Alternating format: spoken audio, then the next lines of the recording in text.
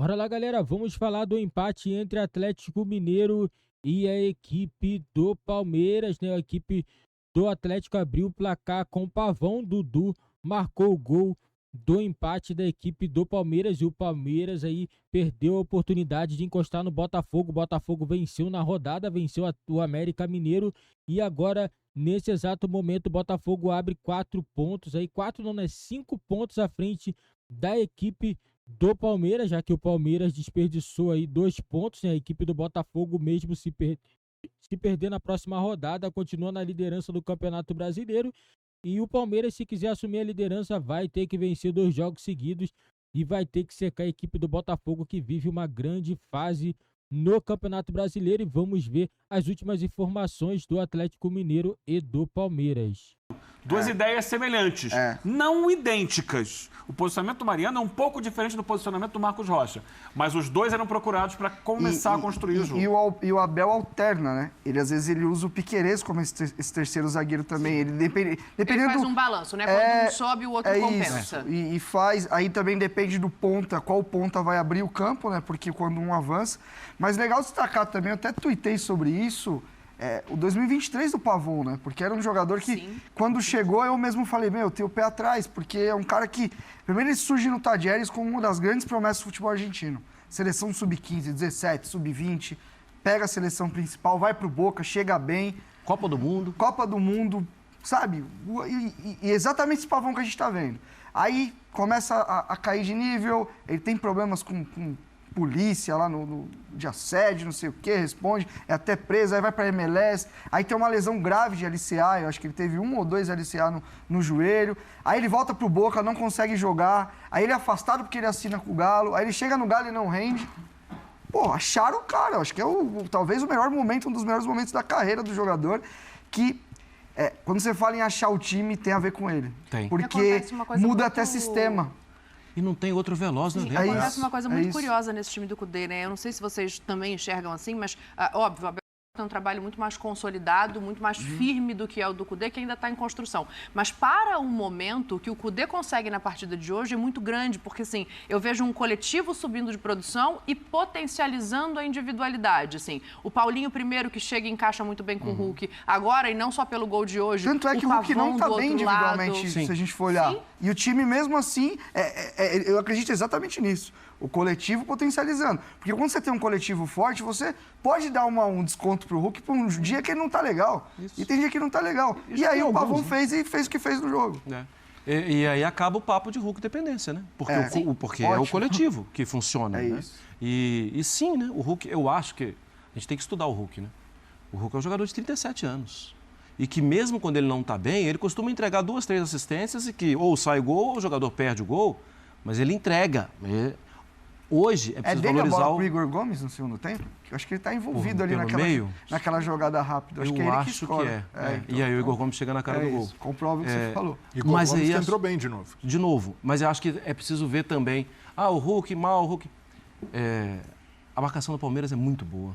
Sim. E aí ele vai perdendo, e o Palmeiras sabe, né? O Abel sabe que ele baixa, que ele sai da posição. No meio de semana pela Libertadores foi com o Thiago Heleno, hoje foi com o Gustavo Gomes.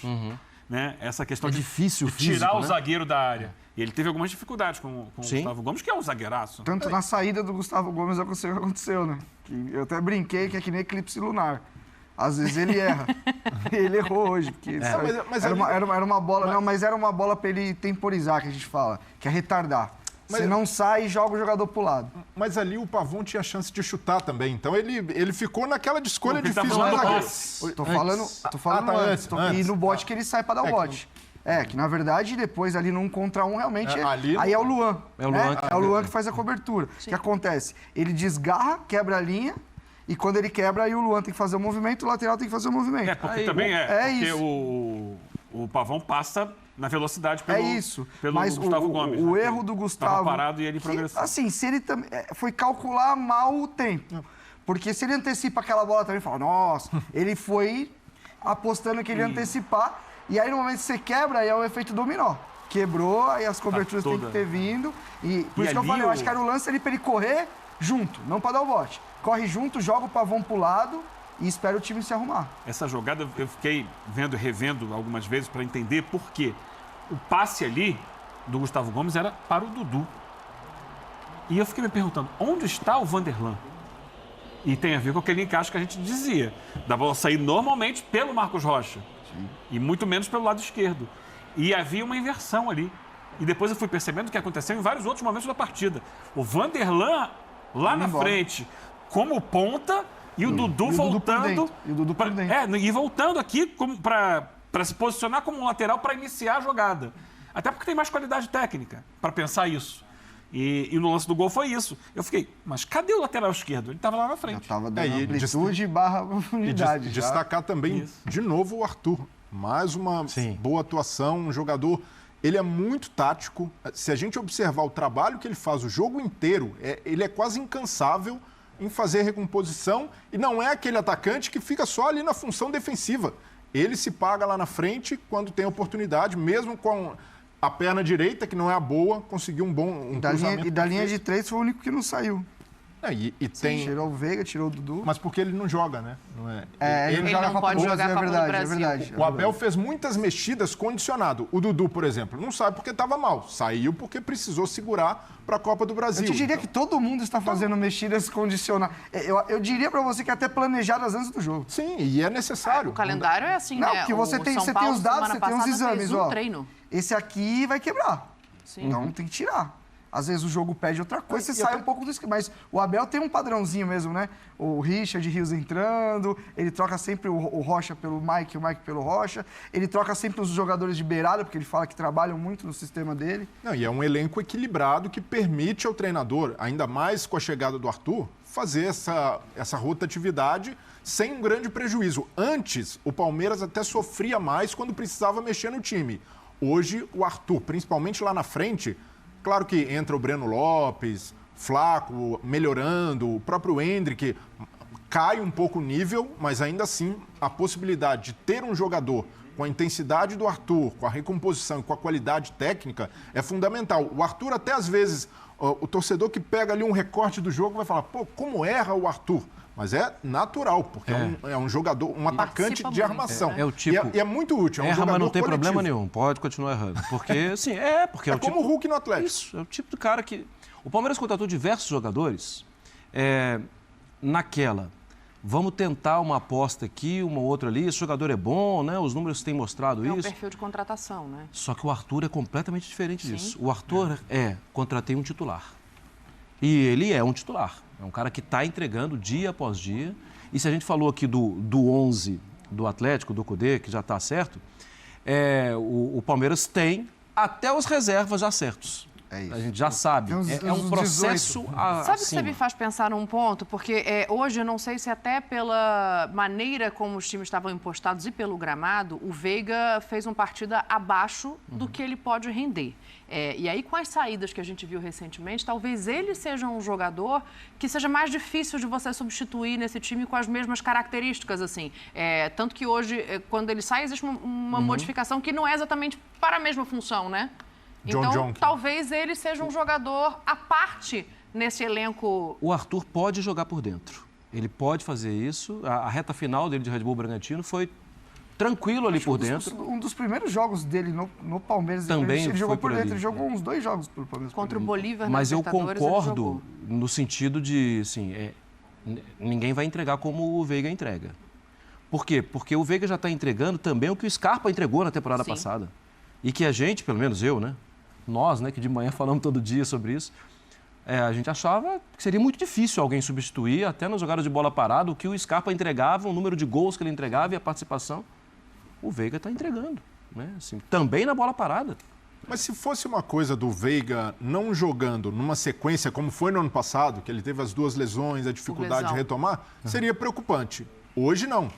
São exceções, e até por desgaste, o gramado não ajudando, a marcação muito ajustada. O campo ficou truncado, né? Não, o Batalha no Atlético fazia um trabalho. A marcação no Veiga, ele não tinha espaço para jogar, não tinha espaço para correr. Quando dominava já tinha 2 chegando. Então, por tudo isso, se a gente coloca tudo na balança, eu vejo que é compreensível uma atuação abaixo, como teve do outro lado uma atuação abaixo do Hulk. O Atlético, a gente já viu o Galo ter uma produtividade ofensiva, um volume maior. Mas hoje tem do outro lado uma defesa muito bem postada, tem um time acertado. Assim como do lado do Palmeiras, é compreensível pela forma como o Galo encarou. Poxa, para igualar com esse time, eu vou precisar ter uma intensidade maior, vou precisar fechar espaços, vou precisar fazer falta tática. Então, por tudo isso, dificultou muito mais a vida de quem joga centralizado, como é o caso do Veiga. Mas eu vejo que não é preocupante e é um jogador que tem mantido uma regularidade até excepcional pelo fato justamente de não ter um reserva da posição. E o lance do gramado, é até legal a gente discutir um pouco mais, porque às vezes as pessoas pensam assim, é frescura, eu jogo aqui no campo de terra. Enfim, a gente... o gramado ruim, ele realmente, ou bom, ou rápido. Existem vários gramados bons, mas existem gramados mais rápidos, outros mais lentos. Os gramados mudam a característica do jogo. Eles mudam. O jogo de hoje ele ficou muito combativo e muito físico. Sim. Por isso, porque a questão do gramado, primeiro, o jogo perde velocidade. Porque o jogador que às vezes usa 1, 2 toques para controlar a bola e dar sequência e ganhar milésimos de segundos para a bola sair rápido, ele já precisa de 3, 4 toques para dominar a bola. Um cara que teve dificuldade hoje, Richard Rios, quando entra. Isso, também. Não consegue conduzir. Outra coisa, a bola está sempre solta. E o que ela gera? Mais duelo físico, mais pegada. E aí, normalmente... Galera, e falando sobre o gramado, uma coisa que já deveria ter resolvido, porque é inadmissível a primeira divisão do futebol brasileiro ter gramados ruins. Você chegar no gramado para jogar e não tá um gramado tapete, é obrigação. Todos os estádios, cara, se você chegar na Europa, time de primeira, segunda e terceira divisão tem gramados bons. Aqui no Brasil é uma várzea, galera, essa é a verdade. Você joga às vezes em campo para jogar primeira divisão numa várzea. Mas o estádio tem 2, 3 clubes que jogam no mesmo gramado, não importa. Não importa. Que faça manutenção, entendeu? Mas não dá. Porque o que acontece? Gramado ruim, jogadores com lesões, né? O que mais acontece hoje no futebol é jogador com lesão no joelho, lesão por quê? Por causa de gramado. O cara tem lesão por causa de gramado, entendeu? E hoje é inadmissível, né? E falando sobre o jogo, né, galera? O Atlético Mineiro abriu o placar, o Palmeiras igualou, né? O Palmeiras é uma equipe muito difícil, né, de bater, é uma equipe difícil de perder, né? Quando ela não vence, empata, né? Essa é a verdade. O Palmeiras, quando não vence, empata. A equipe do Atlético Mineiro é uma equipe que tem ficado muito forte nesses últimos jogos, né? O Kudê tem conseguido acertar essa equipe, vinha sendo muito contestado no time do Atlético, mas parece que ele tem conseguido melhorar a equipe. E hoje você vê o número de torcedores no Mineirão, 53 mil torcedores presentes hoje para ver o empate do Atlético Mineiro. Atlético Mineiro que tem um compromisso no próximo meio de semana pela Copa do Brasil, né?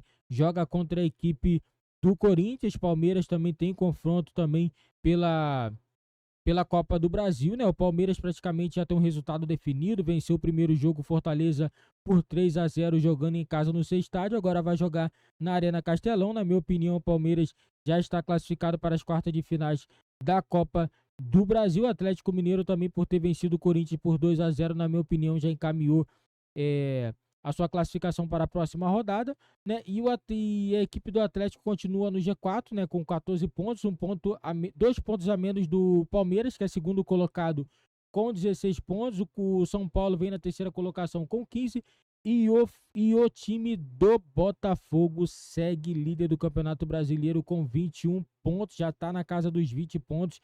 A equipe do Botafogo que vem jogando muito bem e tem mais uma vitória no Brasileirão, né? O time do Botafogo só tem uma derrota no Campeonato Brasileiro, galera. Esse foi o vídeo do nosso canal. Eu vou ficando por aqui. Valeu, fui. Nos vemos aí no próximo vídeo.